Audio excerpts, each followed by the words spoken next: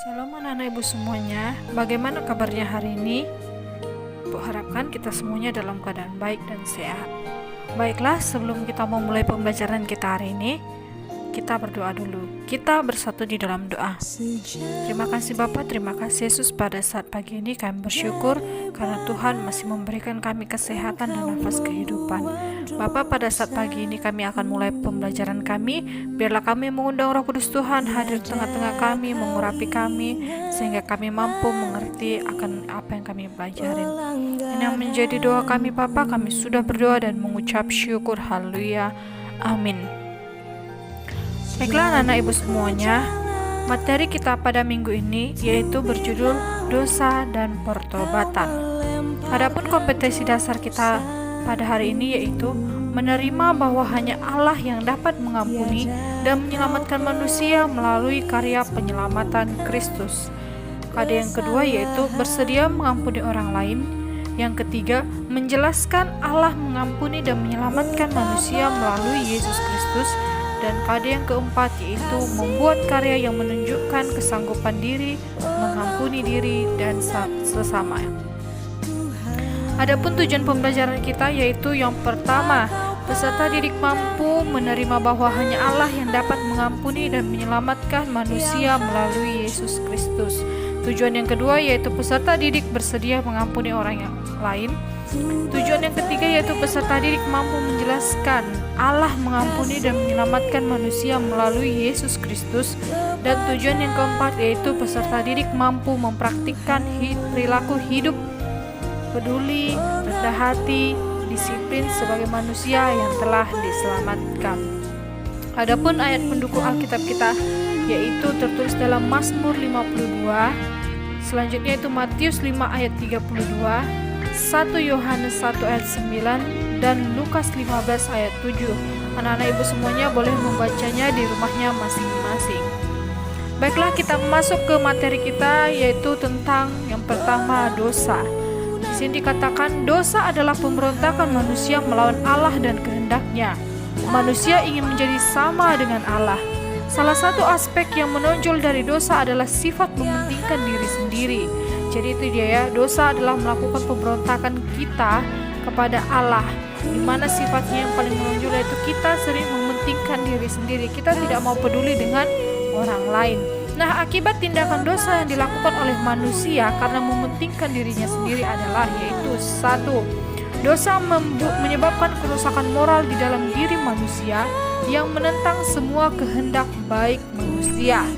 Yang kedua yaitu dosa menyebabkan manusia menginginkan kesenangan sendiri tanpa menghiraukan kesejahteraan orang lain atau perintah Allah, di mana sikap ini mengakibatkan kekerasan dan kekejaman kepada orang lain dan pemberontakan terhadap Allah dan hukumnya. Adapun akibat dosa yang ketiga yaitu dosa membuat manusia menolak untuk tunduk kepada Allah dan firman-Nya, ya kan, kepada Allah dan firman-Nya. Yang selanjutnya yaitu akibat dari dosa yaitu dosa menyebabkan kita senang melakukan ketidakadilan kepada sesama kita, yang dimana tadi karena mementingkan diri sendiri ya. Selanjutnya, akibat yang selanjutnya itu dosa merupakan kuasa yang memperbudak dan merusak kita, ya kan? Kuasa dosa memperbudak dan merusak kita, baik secara moral kita, etika kita, semuanya dirusak oleh dosa. Itulah akibat dari dosa. Selanjutnya, akibat dosa yang dilakukan oleh Adam dan Hawa serta keturunannya adalah yaitu satu, dosa mengakibatkan manusia dengan Allah yang mulanya baik menjadi terputus sehingga menjadi rusak, ya, maksudnya hubungan manusia dengan Allah yang awalnya baik-baik saja, tetapi karena akibat dari dosa hubungan manusia dengan Allah menjadi rusak, di mana manusia membutuhkan perantara untuk bertemu dengan Allah karena hidup manusia sudah tercemar. Setelah Adam dan Hawa berdosa, mereka tidak mau atau tidak bisa lagi bertemu dengan Allah, ya kan? Yang dulunya manusia itu bisa melakukan hubungan langsung dengan Allah, tetapi karena hubungan Allah dan manusia sudah rusak, sehingga hubungan manusia dan Allah sekarang melalui perantara. Yang kedua yaitu dosa mengakibatkan konflik dalam diri seseorang, di mana dosa digambarkan seperti racun yang mematikan ya. Dosa meracuni semua sistem dalam diri kita, ya kan? Hati kita menjadi ternoda oleh dosa, sifat alami manusia menjadi rusak. Nah, bisa kamu bayangin ya, racun. Ya kan, racun itu adalah sangat berbahaya. Ibaratnya begini, ketika ada tumbuhan-tumbuhan hijau, ya kan, tumbuh-tumbuhan hijau yang hidup, kemudian tanpa sengaja, ya kan, diracun atau disemprot oleh orang-orang, ya kan, sehingga tumbuhan hijau itu menjadi mati. Nah, seperti itulah tubuh kita, diri kita, ya kan. Kita sudah diracuni dosa sehingga tubuh kita rusak oleh karena dosa, sehingga kita mengalami beberapa konflik baik itu terhadap Tuhan maupun terhadap sesama. Selanjutnya, dosa mengakibatkan rusaknya hubungan manusia dengan sesama dan dengan alam. Ketika dosa berkuasa dalam hidup kita, hubungan kita dengan manusia, alam dan ciptaannya yang lain menjadi rusak. Itu tadi ya, dosa dapat mengakibatkan hubungan kita dengan manusia, ya kan, di mana manusia saling membenci, saling tidak peduli, mementingkan diri sendiri.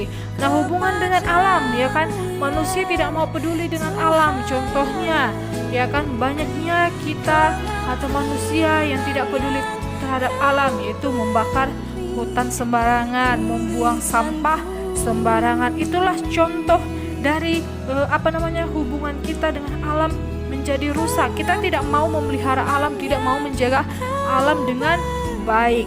Nah, itu dia. Selanjutnya, hubungan manusia dengan ciptaan yang lainnya, contohnya dengan sesama, dengan hewan, ya kan, di mana manusia banyak membunuh binatang-binatang yang dilindungi, ya kan, sehingga banyaknya binatang-binatang yang punah. Itu dia akibat dari dosa. Yang selanjutnya yaitu dosa menyebabkan manusia menghadapi kematian secara kematian rohani, ya kan? Dosa menyebabkan manusia mati secara rohani. Artinya apa? Manusia tidak mau lagi membangun hubungan yang erat dengan Tuhan. Ya kan, manusia mengalami kematian secara rohani. Artinya apa? Manusia tidak mau lagi datang ke gereja, manusia tidak mau lagi berdoa, manusia menjadi malas untuk membaca Alkitab, sehingga imannya, ya kan, imannya menjadi mati, ya kan. Mungkin secara jasmani dia hidup, tetapi secara rohani tidak. Itulah dia akibat dosa yang dilakukan oleh Adam dan Hawa. Nah,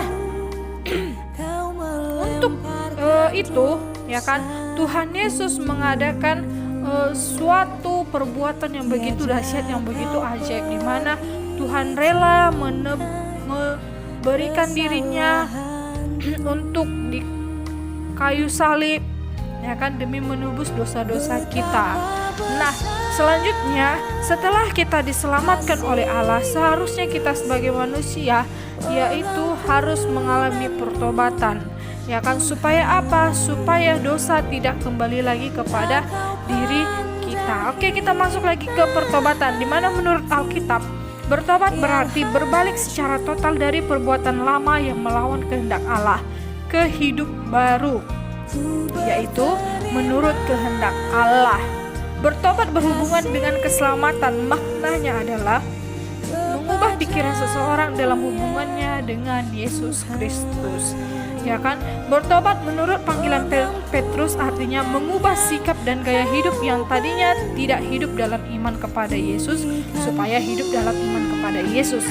Hidup dalam iman artinya mewujudkan semua ajaran Yesus dalam perbuatannya. Oke, ya, ini dia arti pertobatan, di mana kita harus berbalik secara total, ya kan, tidak setengah-setengah, dari kehidupan kita yang lama menuju kehidupan yang baru, yang sesuai dengan kehendak Tuhan, yang sesuai dengan ajaran Tuhan. Contohnya, dulu kita adalah orangnya yang malas untuk ke gereja, malas berdoa, malas membaca Alkitab. Tetapi ketika kita berniat untuk bertobat, berbalik menuju jalan yang benar, kita menjadi orang yang rajin berdoa, rajin membaca Alkitab, rajin datang ke gereja. Itulah dia pertobatan, hidup yang dikehendaki oleh Tuhan sesuai dengan ajaran-ajaran Tuhan.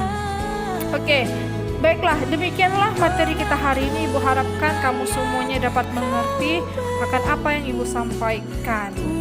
Ya, semoga kita semuanya dapat memahami dan dapat menerapkan dalam kehidupan kita masing-masing.